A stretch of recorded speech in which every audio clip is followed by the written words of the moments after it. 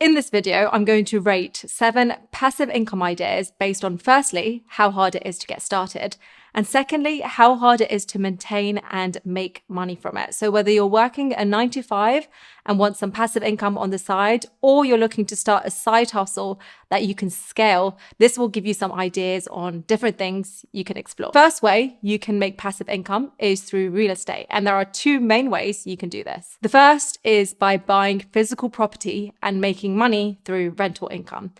For this, the barriers to entry are quite high. You need money for a down payment, you need a good credit score, and then you need to source the property and find a good tenant. So in terms of getting started, I'd give this a 3 out of 5. And in terms of maintenance, you can choose how passive you want this to be. So if you want to manage your properties yourself, it will cost you your time. Or if you want to hire someone or give it to a property manager to handle, it will cost you money. And so if that sounds like a lot of work, the second way you can make money through rental income without actually needing a deposit or managing the property is through investing in a real estate investment trust. A REIT is essentially a company that invests in different types of property. So it could be hotels, warehouses, shopping centers, and then it rents those properties out. And from the rental income it receives, it's legally required to pay 90% of that income to its shareholders in the form of dividends. So in terms of getting started and investing in a REIT, I give this 1. It's far easier to do, and you could buy publicly traded REITs through a brokerage account like you would any other stock. And in terms of maintenance and how much you can make, I'd give this a 2 because you do not have the hassle of direct ownership, but you do need to invest a fair amount of money to make a decent return because you're not relying on any leverage. So for example, Segro, which is a REIT that invests in property around Europe, is offering a 3.4% return. So to be able to make the equivalent of around $140 a month, you would need to invest $50,000 of your own money. But because these REITs generally have long leases with blue chip tenants, the rental income you can make is relatively more reliable in various market conditions. Number 2 is being a creatorpreneur. This is being a content creator, but I've called it Creatorpreneur to emphasize that to make this a passive income stream, you need to think about content creation as an entrepreneur. And this is a middle ground that isn't really tapped into. So on one side, you can love creating content, but if you don't think of it as a business, it's just a hobby. Whereas if you solely focus on the business side of it, you're going to burn out before even making it into a passive income stream. So you want to tie both of these together. For a platform like YouTube, in terms of getting started, anyone could do it. You literally need a phone and an internet connection. So I'm going to give this a 1 to get started. The harder part and what makes this into a passive income stream is actually how long you can keep this up for without seeing the returns. And this is where the entrepreneurial side comes in, setting up the process, hiring, outsourcing so that you can concentrate on producing quality content for as long as possible. It took 10 months of making no money through YouTube for me to finally be eligible for the partnership program. And now I make hundreds a day from YouTube AdSense. And most of that is passive because it's coming through my older videos. Another example is Ali, who last year made 4 or 5 million from YouTube, and he spends a couple of hours a week on it. He also has a YouTube course on how he's built this up and the systems he's put around it. I'll link it below if you are considering it and want to check it out. But the hardest part of this income stream is putting in the time and staying consistent. So I'm going to give this a 4 in terms of maintenance. But if you could get through that initial phase, you can make a lot of money through YouTube. And this is one of the best passive income streams, in my opinion. Number 3, an online course. I'm a big fan of this one because firstly, as a consumer, it gives you so much access to information that you wouldn't otherwise have. And from a passive income point of view, it's a great place to make scalable income. An example of someone who has done really well from this is Kat Norton, who started a TikTok profile around tricks and tips of using Excel. Those videos blew up and evolved into her teaching others about Excel through online courses. And in her first year from doing this full time, she made $1 million in sales from it. And now on a good day, she makes over 6 figures a day from her courses, which are completely passive. She made it once and now she sells it again and again. So how hard is this to get started? The real thing, or the real difficulty here, is to identify what value you can bring and what you can teach to other people that they're willing to pay for. Once you've got that bit figured out, it's about creating the class and putting it on a platform like Skillshare or Udemy, which doesn't really require much in terms of maintenance. or you can host it on your own website and make sure you're driving traffic to it. So in terms of maintenance, that's the easier part, and I'm going to give that a 2 out of 5. The fourth way to make passive income, and this is the truest form of passive income out there, and that is through dividend investing. The way to think about this is when you buy a share of a company, you now own a little piece of that company.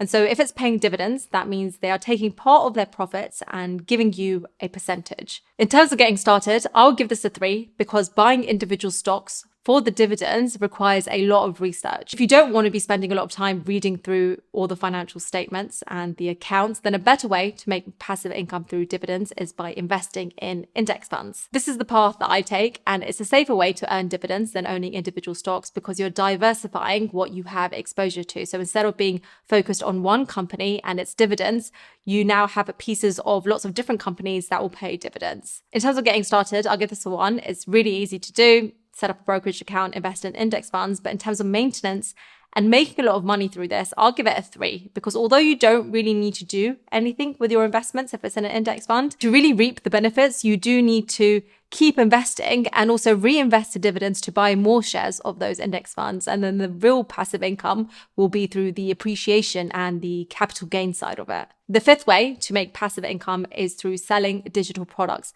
So this includes ebooks, downloadables, presets, website themes. What I really like about digital products is that it takes time to create them, but the costs are so low and it's pretty much passive thereafter. So one example of someone who has done really well from this is Steve Shoga, who has packaged up all the knowledge he had learned through his day job about design tips and bundled it up in an ebook. And according to an article online, he made a $2.3 million from it. We all think we have to create something revolutionary to make a lot of money, but that idea may just come from what we do day to day. Most of us go to job daily as an expert in our field, but never think to turn what we know into an ebook. And that's exactly what he did. In terms of starting, I'd give this a 2. You really don't need any money to get started, but the harder part, again, is actually coming up with the idea that people will pay for. And in terms of maintenance and being able to make money from it, I'm going to give this a 3 out of 5 because you can either put it on sites like Etsy and people can search for it, or you can spend more time creating an audience and creating content and use that to boost your sales even further. But the most important thing is being able to provide something valuable that people are willing to pay for. The sixth passive income method is affiliate marketing. So this is when you promote someone else's goods or services and get a commission or a small percentage for doing so. So for example, if you see the links in my description, those are affiliate links. And so I get a percentage of that sale and it doesn't cost you any more money for buying that product through the link. According to an article online, the national average amount an affiliate makes is $55,000 per year. And for me, through that and YouTube AdSense combined, in the last week, I made $19,000. So how easy is it? Anyone can sign up and join the affiliate program. That takes literally 5 minutes. So I'm going to give that a 1 in terms of getting started.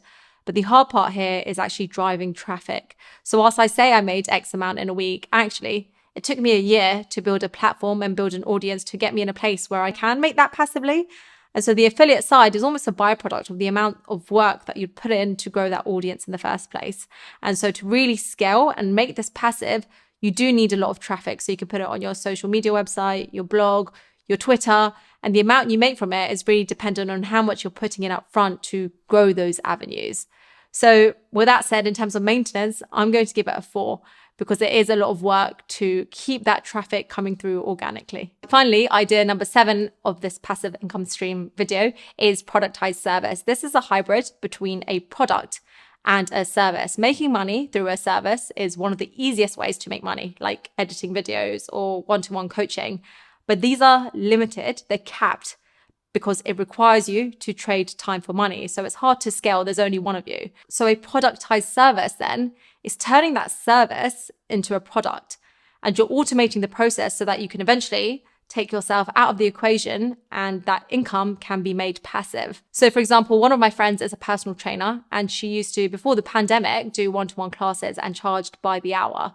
Then she built it into a productized service. So she offers subscribers 30 workouts per month for $18 per month. And she has about 4,000 people that are subscribed and she's making monthly income from that. So she has ultimately made a package service. She's built an app. she started a subscription service and hired a team of people. So she spent a lot of time building this up, which is why I'll give this a 4 in terms of getting started. It's not easy, but now she has other people that have stepped in and run the day-to-day. So other personal trainers who record the workouts and upload them, or the marketing, and she basically oversees it all. But it requires the skill set to be able to get there and make sure that value is consistently being provided, which isn't simple to do. And so even on the maintenance side and being able to consistently make money from this, I would give this a 4 out of 5. So those are some passive income streams to give you some ideas. If you have done any of these already, I'm curious to know what your experience was with that and if you'd recommend it yourself, or if you have other passive income streams that have really worked for you. I'd love to hear about it. If you did enjoy this video, you may also enjoy another video that I have, and I'll link it up here, that on things that I no longer buy, even though I have built up my passive income streams. And I hope to see you there.